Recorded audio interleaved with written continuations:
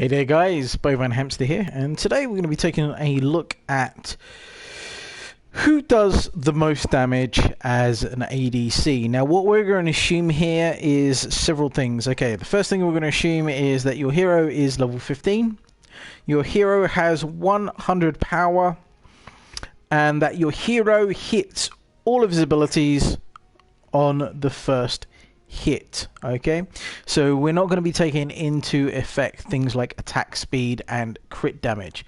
We just want to take the base stats and just take a look at who is going to do the most damage if you hit one of each ability. So to start off with, the least amount of damage from an ADC we're going to be taking a look at is going to be Cerath here, and we're going to go into why this is. So if we take a look at Cerath Angelic Smite, okay, the scaling for her auto attacks is 1. So that means for every 1 power you get, you get one of the one attack. So what this means is that at 100 power, you are going to do 155 damage. Now, in addition to that, she gets an extra 1.6 damage per level. Okay, so obviously that scales that up to 179 damage in total. We take a look at Chastise. Chastise at maximum level does 180 damage and has a scaling of 0.5. So that gets her an extra 50 damage off your 100 power, giving you a grand total of 230. Now, Heaven's Fury goes with the Angelic Smite and does an extra 155 damage. Ascend scaling is 0.5 and at maximum it does 90 damage. So you're looking at 140 damage in total for that. And in Heresy, the only thing that scales with that is her burn, and her burn has a 0.2 scaling for that. So we're not going to include the Heresy in total with that. But in total, it is 549. And if we include the Heaven's Fury, which gets a 1 extra auto attack, that is 179. So she in total gets 728 in total, if you include that 1 auto attack. Now she's in at number 5 because hitting all her abilities is just going to be a little bit difficult. The Chastise is quite short ranged, so I put her in at number 5 there. So number 4, who are we going to be looking at? Well, this one's a bit of a dodgy one, because this person involves a lot of attack speed and not much survivability. But if we take a look at pure DPS and we take a look at the abilities, bow shot here, her basic bow shot does 50 damage. Her scaling on this is 1, so she will do 150 damage just off the back of that. Her scaling for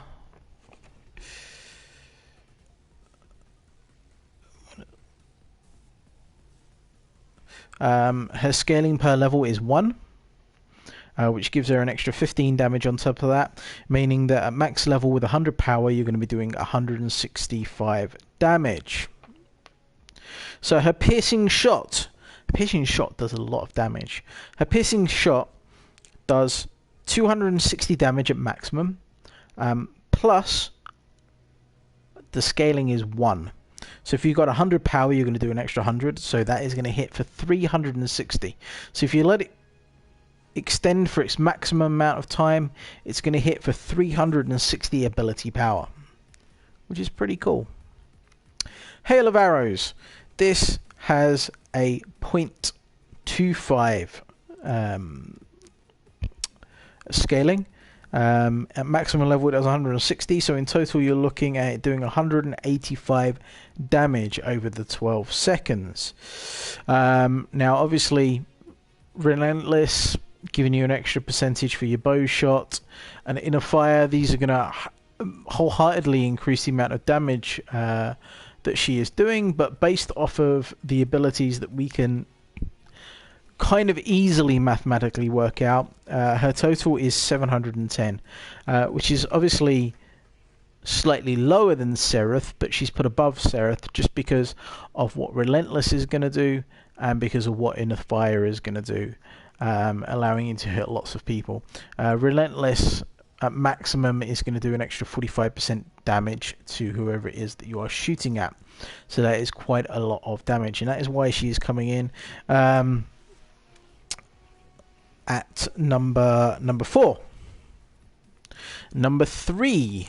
Let's take a look at number 3. Who's going to be at number 3, guys? Which ADC do you think is going to be at number 3? It's Grim. So we got Grim here at number 3. So why is Grim number 3? Let's take a look. So his pulse cannon here. The basic damage on a pulse cannon is 55. Now, outside of Cerath, Murdock, and Sparrow, this ADC does not get a 1-to-1 conversion on power, which is sadly why he is lacking and why he is quite low on the list itself. Mr. Grimm, sir, has a 0.85 power conversion. Okay, so if you have 100 power, add that to the 55, you are looking at getting plus 85, which gives it 140. Now, what he does get is he gets 1.6 extra power per level that he goes up. So in total, at max level, with 100 power, he is going to be hitting for 164 in total. So we take a look at Deflector Shield. Deflector Shield does nothing for him offensively, so that is getting discounted. Displacer Blast here. Displacer Blast at maximum level does 210 damage and has a 0.5 conversion, so you got an extra 50 damage from that, giving him a grand total of 260. Suppression Mode, again, no offensive abilities to that apart from the fact that it can slow people down, which may explain why Pulse Cannon, instead of having a 1-to-1 conversion, has a 0.85, because you're more likely to be hitting the person due to the suppression. Now, GTFO has a conversion rate of 1.1. So what this means is that you're going to get, if you've got 100 power, 110 power added to your GTFO. The GTFO damage is 360 at maximum, with the plus 110 makes it 470 in total. Now you add all these totals together and Grim comes out at 894 in total. Now, remember, we're assuming you're hitting with all the abilities. Okay? This is not the number one ADC. This is the number one ADC based on hitting all abilities at least once. Okay, so coming in at number 2, we have Murdock. Now, Murdock is accountably the best ADC, hands down, for damage. And the reason is every single one of his abilities does some kind of damage. However, assuming you're hitting with all abilities, and you'll see why Twin Blast is ahead in a second, he comes in at second. So let's take a look at his Plasma Bolt, shall we? So Plasma Bolt, Murdock gets a 1-to-1 ratio for this, starts sort of at a basic of 58, giving him a total of 158 at max level. He gets a conversion rate. He gets an extra 2 damage per level. The highest you can get for an ADC. He gets 2 per level, bringing him up to 185 for his basic attack, which is the highest base attack damage in any ADC. Move along. Move along does damage. Every single one of his abilities does damage. Move along does damage. At maximum level, that's 160. Its scaling is 0.2, so you get an extra 20 to that. So it's an extra 180 damage that you are doing there for that. That is a lot of damage. Buckshot here. Now, we're not taking into account the fact that it shreds armor, but this at maximum level does 185 damage. The scaling for this is 0.6, giving you an extra 60, assuming you got 100 power. In total, gives you 255 damage. Sorry, 255 damage in total. Static trap. Even this does damage. It's insane the amount of damage this guy can dish out. Okay, so the static trap conversion is 0.4. So for 100, you're going to get 40 damage. At max level, this does 100 damage. So this is going to do additional 140 damage. Long Armor the Law. Now, the most important thing to remember about Long Armor the Law is it ignores ability armor. Okay, but we're not taking that into account. We're just looking at pure damage numbers here. Okay, so Long Arm the Law maximum level does 320 damage. Okay, and has a 0.9 power rating. Okay, so on 100 power, you're going to get 90 power on top of that, giving him 410.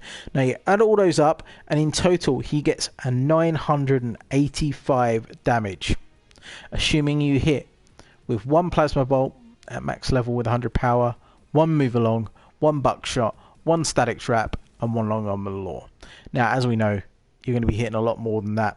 And just based off of his auto attack, he is insane. Murdock is by far the best. However, if you are hitting with all the abilities just once, and I mean like the full duration of the abilities, then the top ADC for this is Twin Blast. And let's go through why. Now, it hasn't really got to do with his auto attacks or his grenade or anything like that. It has to do with his ultimate, and we will get to that in a second. So we look at the Twin Blast, okay? Twin Blast gets the lowest amount of damage upgrade per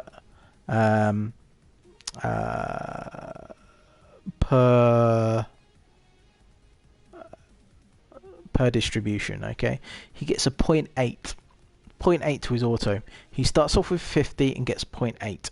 So if you've got 100, you're going to do an extra 80 damage on top of that, bringing it to 130. Now, he does get 1.3 per level, which in total brings his attacks to 149.5. Bear in mind, this does not include attack speed, guys. Okay, rapid fire.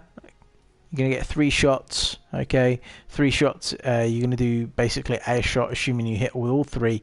It's going to do an extra 150 damage on top of that. Sorry, not 150.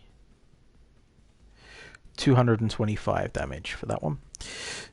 Grenade. The grenade has a conversion of 0.5. At maximum level, this does 125 damage, which means you're going to be doing 175 with this at max level with 100. Rocket Dash doesn't do anything. Now, Ventilate.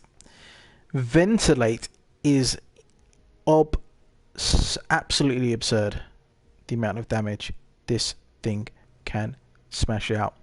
At maximum, this does 660 damage. 660 damage. The conversion for this is 3 to 1. 3 to 1. So if you've got 100 damage, you're going to be doing an extra 300 damage with this. In total, that is 960 damage from his ultimate. So it appears they've invested a lot of emphasis on Twin Blast's ultimate here. Okay, now in total, you add all of that up, it comes to 1,284.5 damage. Now that's assuming that you hit with his ultimate completely, you hit one grenade, you hit the one rapid flyer, and you hit the double shot. So that's kind of an overlook at just kind of the base damage of some of the ADCs there, guys. Just to go over that one more time, we have Cerath coming in at 5th place. We've got Sparrow coming at 4th. Grim coming in at 3rd place for damage. We got Murdock coming in at 2nd, and Twin Blast coming in at 1st. So what do you think? Do the numbers agree with this lineup? Do you feel that Twin Blast is the top? Do you feel that Murdock's the top? Do you think that poor old Cerath deserves to be at the bottom? Let me know, guys, in the comment below. Other than that, guys, like, favourite, subscribe, and I'll catch you soon. Take care.